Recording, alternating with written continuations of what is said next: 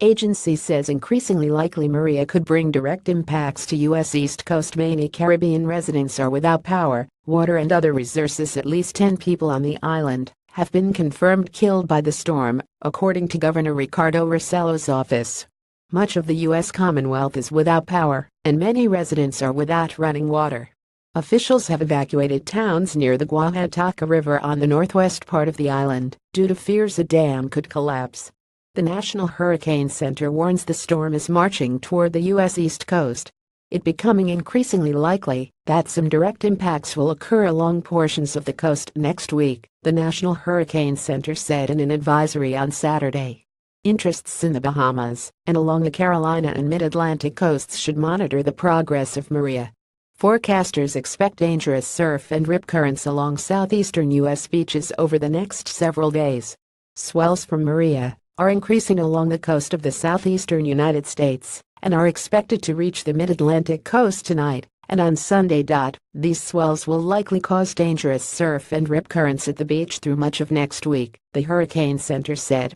The Category 3 storm is carrying maximum sustained winds of 115 miles per hour and is 245 miles east of Eleuthera Island in the Bahamas.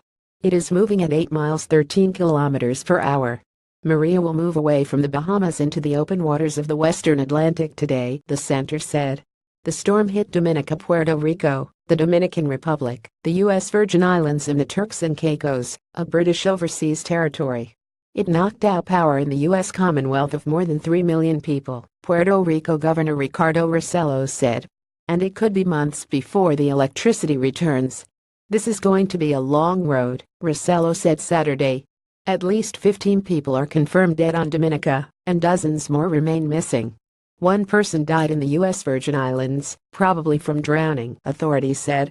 At least 6 people were killed in Puerto Rico, said Hector M. Pesquera, the island's public safety director. U.S. President Donald Trump has pledged federal help for Puerto Rico and the U.S. Virgin Islands.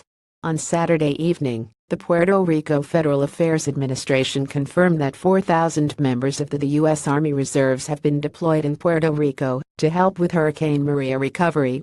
On Friday afternoon, people in the northwest part of Puerto Rico were urged to evacuate because of a possible dam breach on the Oaxaca River, the National Weather Service said on Twitter. Rossello told CNN affiliate WAPA Radio on Saturday that the Oaxaca Dam is still holding, but he is still pleading for residents to evacuate the area.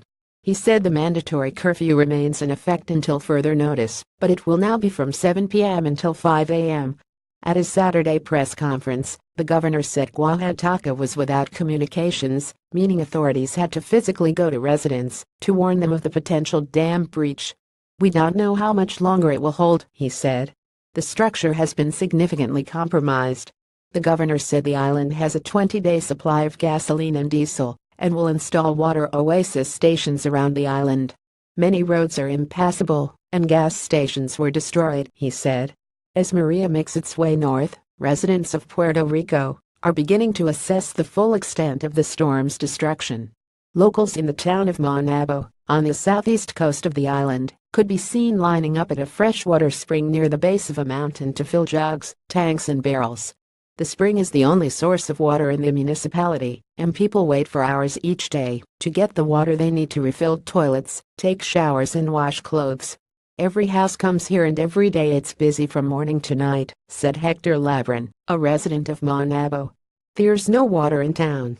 Residents also have limited access to cell signal, causing panic among families at home and abroad who have been unable to contact their loved ones.